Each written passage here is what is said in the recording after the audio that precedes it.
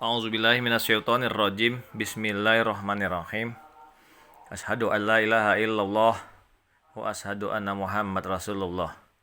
Asyhadu an la ilaha illallah wahdahu la syarikalah wa asyhadu anna Muhammadan abduhu rasuluhu la nabiyya ba'dah.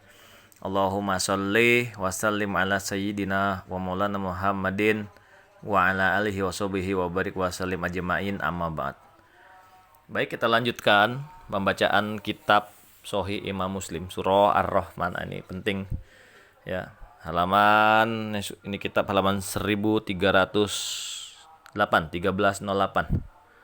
Riwayat dari Aisyah radhiyallahu anha, dia berkata, Nabi Shallallahu alaihi wasallam pernah bersabda, malaikat diciptakan dari cahaya, jin diciptakan dari nyala api, dan Nabi Adam alaihissalam diciptakan dari apa yang telah dijelaskan kepadamu, yaitu dari tanah. Ini surah Ar-Rahman ayat 16. Oke, lanjut surah Ad-Dukhan halaman 1303. Ini ya, kitab Imam Muslim, surah Ad-Dukhan ayat 10 sampai 16. Riwayat dari Al-Masyruq. Dia berkata, suatu ketika kami duduk di sisi Abdullah, sementara dia berbaring di antara kami. Ini nggak tahu Abdullahnya Ibn Umar atau Ibn Abbas, karena itu tulisnya Abdullah aja.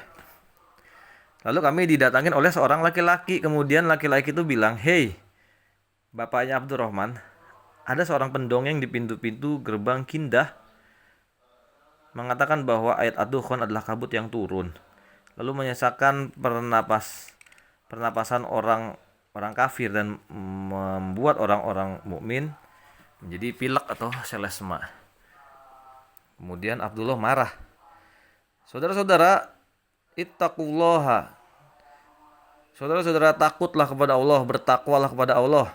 Siapa orang di antara kalian yang mengetahui tentang sesuatu, maka bilanglah, katakan apa yang telah diketahuinya itu.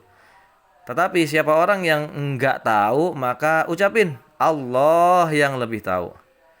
Sesungguhnya orang yang paling mengerti di antara kalian adalah orang yang mengatakan Allahu a'lam, Allah yang lebih tahu, apabila dia enggak tahu. Maksudnya orang tersebut kalau enggak tahu. Sesungguhnya Allah Subhanahu wa taala berfirman kepada Nabi Shallallahu alaihi wasallam, yang artinya, katakan, hai Muhammad, aku tidak meminta upah sedikit pun kepadamu atas dakwahku, dan bukanlah aku termasuk orang yang mengada-ada. Surah Shad ayat 86. Ketika Nabi Shallallahu alaihi wasallam melihat orang-orang Mekah banyak yang enggak mau beriman, enggak mau masuk Islam, beliau berdoa, Nabi Muhammad berdoa, wahai Allah, timpain kepada mereka waktu kelaparan 7 tahun seperti yang dialamin oleh orang-orang Mesir pada zamannya Nabi Yusuf. Begitu. Kemudian kata Abdullah, maka orang kafir Mekah tertimpa kelaparan yang menghancurkan segala sesuatu, sehingga mereka memakan kulit dan bangke karena saking sangat laparnya. Kemudian di antara mereka ada yang memandang ke langit, tiba-tiba mereka ngelihat sesuatu seperti kabut atau asap. Terus datang kepada Abu Sufyan, dan Abu Sufyan bilang, hei Muhammad, sesungguhnya engkau diutus dengan membawa perintah taat kepada Allah dan menyambung sanak kerabat. Sekarang kaum ini tertimpa bencana. Berdoalah kepada Allah untuk keselamatan mereka. Kata Abu Sufyan begitu. Kemudian Allah Subhanahu wa taala berfirman, maka tunggulah hari ketika langit membawa kabut yang nyata yang meliputi manusia. Inilah azab yang sangat pedih. Inilah azab yang pedih. Dan seterusnya. Sesungguhnya kamu akan ingkar kembali. Surah Ad-Dukhan ayat 10 sampai 15. Kata Abdullah, apakah azab akhirat akan dijelaskan? Ini jawabannya nih. Ingatlah hari ketika kami, Allah, menghantam mereka dengan hantaman yang keras. Sesungguhnya kami adalah pemberi balasan.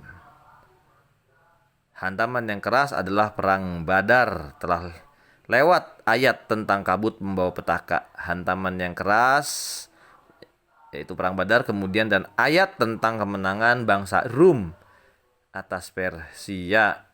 Waktu itu orang kafir Quraisy sedih karena orang Persia kalah. Lanjutan lagi nih riwayat dari Abdullah ibn Mas'ud. Dia berkata, 5 ayat yang telah lewat, yaitu tentang kabut membawa bencana atau petaka, kematian, terus kemenangan Romawi atas Persia, terus hantaman yang keras pada perang Badar, terus tentang bulan purnama. Baik, mudah-mudahan bermanfaat. Terima kasih dan mohon maaf. Allahumma sholli wa sallim ala sayyidina wa maulana Muhammadin wa ala alihi wa sahbihi wa barik wa sallim ajmain.